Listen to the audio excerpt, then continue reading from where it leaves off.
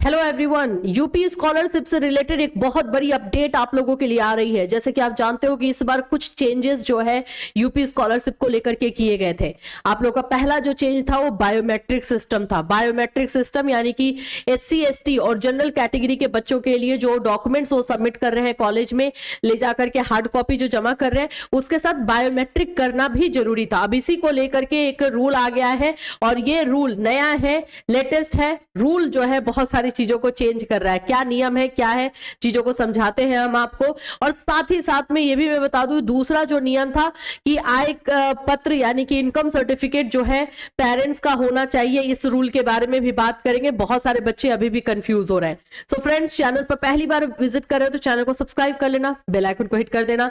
जैसे कि आपको पता ही है, यूपी स्कॉलरशिप से रिलेटेड हर डिटेल इंफॉर्मेशन हम आपके लिए लेकर के आते हैं ताकि आपको कोई कंफ्यूजन ना रहे। दूसरी चीज, आप लोगों को यहां पर जो है क्लासेस प्रोवाइड की जाती है, बीएड की क्लासेस, सीटेट की, डीएलएड की, इन सभी चीजों की क्लासेस मिलती है, नोट्स मिलता है। इसके लिए आप हमारे ऑफिशियल ऐप कैटलिस्ट सोनी पर विजिट कर सकते हो, वहां पर आपको डिटेल इंफॉर्मेशन मिल जाएगा। चलो, सबसे पहले तो मैं बता दूं, यूपी स्कॉलरशिप से रिलेटेड आप लोगों के लिए अच्छी खबर है, बहुत ही अच्छी खबर है।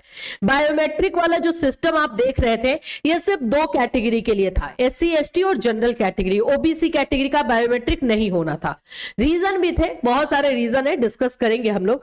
तो अब क्या है कि क्योंकि बहुत सारे ऐसे इंस्टीट्यूशन है, बहुत सारे ऐसे कॉलेजेस है, यूनिवर्सिटीज है, जहां पर कि ये बायोमेट्रिक सिस्टम उपलब्ध ही नहीं है, तो वहां पर कैसे बच्चों का होगा? अगर बायोमेट्रिक नहीं होगा तो जो आप बच्चे का डॉक्यूमेंट है वो फॉरवर्ड नहीं हो रहा है। इसको लेकर के मेरे पास मैसेजेस भी बहुत सारे आ रहे थे कि मैम, हमारे कॉलेज वाले ना बायोमेट्रिक नहीं कर रहे हैं, तो क्या हमारा सबमिट नहीं होगा? इसी को लेकर के फाइनली नोटिस, ऑफिशियल नोटिस जो है आप लोगों को मिल चुका है।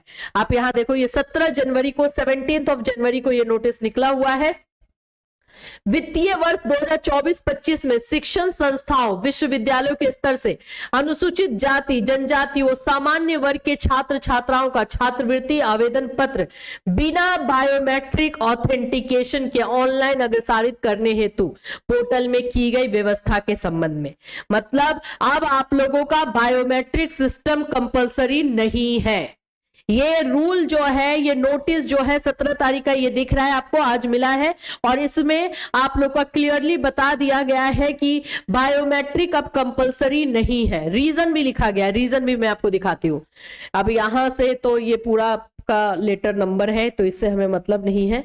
यहां से देखिए, आप अवगत हैं कि सामाजिक न्याय एवं अधिकारिता मंत्रालय भारत सरकार द्वारा चालू वित्तीय वर्ष यानी 2024-25, अभी जो हमारा वित्तीय वर्ष चल रहा है 24-25 है, हेतु पूर्व दसमोत्तर यानी कि आप लोगों का दसमोत्तर वाला 10th 12th और ग्रेजुएशन, बीएड, डीएलएड छात्रवृत्ति योजना अंतर्गत एसएनओ, डीएनओ, आईएनओ, एचओआई तथा छात्रों का बायोमेट्रिक ऑथेंटिकेशन हेतु अनिवार्य व्यवस्था लागू की गई थी।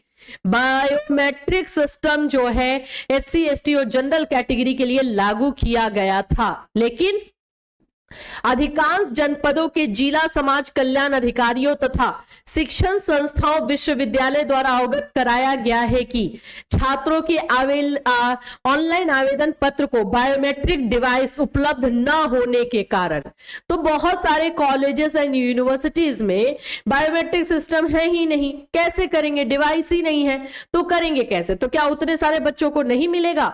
और यह भी यहाँ पे बताया जा रहा है कि जो डिवाइस है उसको उपलब्ध कराने में टाइम लग जाएगा, जिसकी वजह से जो है इस बार ये वाला रूल जो है रद्द किया जा रहा है। ये ध्यान से देखो भाई, जिनके पास है जो कॉलेज यूनिवर्सिटी का, वो तो कर लेंगे। मेरे पास लगातार इसको लेकर के मैसेजेस आ रहे थे कि हमारे कॉलेज वाले नहीं करें। अब कॉलेज के पास है ही नहीं तो करेंगे कहां से? बायोमेट्रिक ऑथेंटिकेशन के उपरांत संस्था स्तर से अग्रसारित किया जाना संभव नहीं हो पा रहा है। अब क्या हो रहा है कि बायोमेट्रिक है नहीं, डिवाइस है नहीं, तो बच्चों का बायोमेट्रिक नहीं हो रहा है। बायोमेट्रिक नहीं हो रहा है तो फॉर्म्स जो है फॉरवर्ड नहीं हो पा रहे हैं।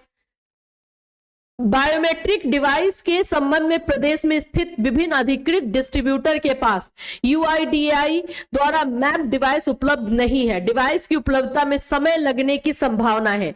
डिवाइस जो दिया जाएगा उसमें टाइम लग जाएगा, जबकि शिक्षण संस्था स्तर से छात्र छात्राओं के आवेदन पत्र ऑनलाइन अग्रसारण की अंतिम तिथि 25/1/2025 है। यह बात हो रही है जनरल कैटेगरी के लिए, जनरल कैटेगरी का डेट अभी नहीं बढ़ा है, ये बात मैं आपको बता दूं। 25 तक इन लोगों को, कॉलेज वाले को फॉर्म आगे भेजना है। इस संबंध में सामाजिक न्याय एवं अधिकारिता मंत्रालय भारत सरकार को उक्त वस्तु स्थिति अवगत कराया गया है और इसी पर यह डिसीजन लिया गया है कि इस 2025-26 जो रहेगा, 2025-26 जो सेशन रहेगा उसमें इस रूल को लागू किया जाएगा और अभी इस रूल को वापस लिया जा रहा है। वापस लेने का नहीं लिखा है, लेकिन ये लिखा है कि बिना बायोमेट्रिक का भी जो है उसको फॉरवर्ड कर सकते हैं। देखिए, वित्तीय वर्ष 2024-25 में शिक्षण संस्था और विश्वविद्यालय के स्तर से अनुसूचित जाति और अनुसूचित जनजाति और सामान्य वर्ग के छात्र छात्राओं का छात्रवृत्ति आवेदन पत्र बिना बायोमेट्रिक ऑथेंटिकेशन के ऑनलाइन अग्रसारित करने हेतु पोर्टल में आवश्यक व्यवस्था एनआईसी के माध्यम से कराई गई है। तो बिना बायोमेट्रिक का अब आपका फॉर्म फॉरवर्ड हो जाएगा, यही रूल नया निकाल दिया गया है। और ये पहले नियम था कि बिना बायोमेट्रिक के फॉर्म आगे फॉरवर्ड नहीं होगा। कॉलेज वालों के पास, सभी कॉलेज वालों के पास डिवाइस नहीं था, जिसकी वजह से इस रूल को अभी यहाँ पे होल्ड किया जा रहा है। हाँ, ये भी बोला गया है नेक्स्ट ईयर से, यानी 2025-26 से जो है इस रूल को लागू किया जाएगा। तब तक सभी के पास जो है डिवाइस उपलब्ध हो जाने चाहिए, ये भी लिख दिया गया है। तो ये सारी चीजें जो है अब अपडेट आप लोगों का बायोमेट्रिक को लेकर के टेंशन खत्म। और ये भी मैं बता दूं, ये सिर्फ जनरल और SC ST कैटेगरी के बच्चों के लिए था, ओबीसी के लिए तो था भी नहीं।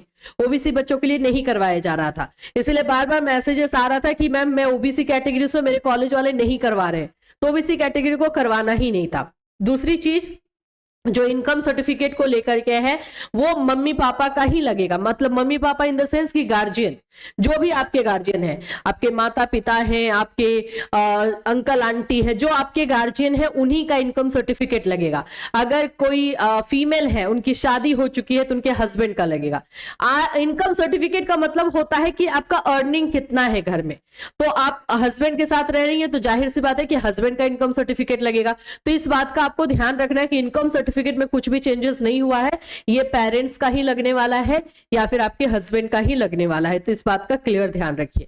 तो ये यूपी स्कॉलरशिप से रिलेटेड जो है लेटेस्ट अपडेट आ रही है, जिसके बारे में जिस नियम के बारे में आपको जानना बहुत जरूरी है। इससे रिलेटेड कुछ चेंजेस होंगे, कुछ और अपडेट आएगा तो डेफिनेटली आपको इसी चैनल के माध्यम से इन्फॉर्म किया जाएगा। फिर मिलूंगी, till then take care everyone.